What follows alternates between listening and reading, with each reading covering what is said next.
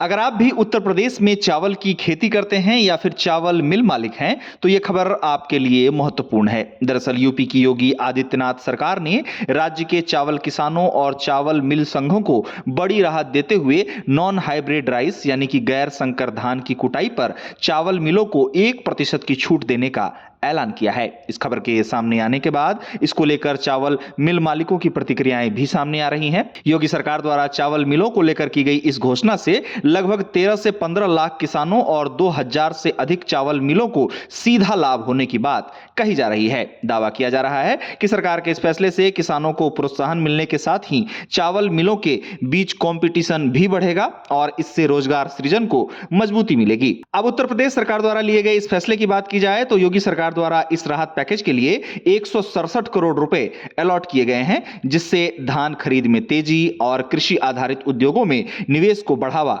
मिलने की उम्मीद है। इस फैसले को लेकर सरकार मान रही है कि इससे किसानों की आय के साथ ही राज्य की ग्रामीण अर्थव्यवस्था में मजबूती आएगी। इस फैसले को लेकर उत्तर प्रदेश के मुख्यमंत्री योगी आदित्यनाथ का कहना है कि चावल मिलों को दी जा रही वसूली छूट से सरकारी खरीद प्रक्रिया में पारदर्शिता और प्रतिस्पर्धा दोनों बढ़ेगी। सीएम योगी का मानना है कि मिल मालिक अब सरकारी खरीद में और अधिक उत्साह से भाग लेंगे, जिससे समय पर भुगतान और किसानों के लिए अधिक सुविधा सुनिश्चित हो पाएगी। बात अगर उत्तर प्रदेश में हाइब्रिड चावल की कुटाई पर छूट दिए जाने की करें तो यूपी सरकार द्वारा हाइब्रिड चावल की कुटाई पर 3% का छूट पहले ही दिया जा चुका है। अब गैर हाइब्रिड चावल की कुटाई पर चावल मिलों को 1% का छूट दिए जाने के ऐलान को चावल उद्योग में संतुलन और स्थिरता लाने की दिशा में महत्वपूर्ण माना जा रहा है। साथ ही इससे यूपी को खाद्यान्न उत्पादन और प्रोसेसिंग में आत्मनिर्भर बनाने की दिशा में महत्वपूर्ण कदम के तौर पर भी देखा जा रहा है। साथ ही इस कदम से मिलों की उत्पादन क्षमता बढ़ने, स्थायी धान कुटाई नेटवर्क में मजबूती आने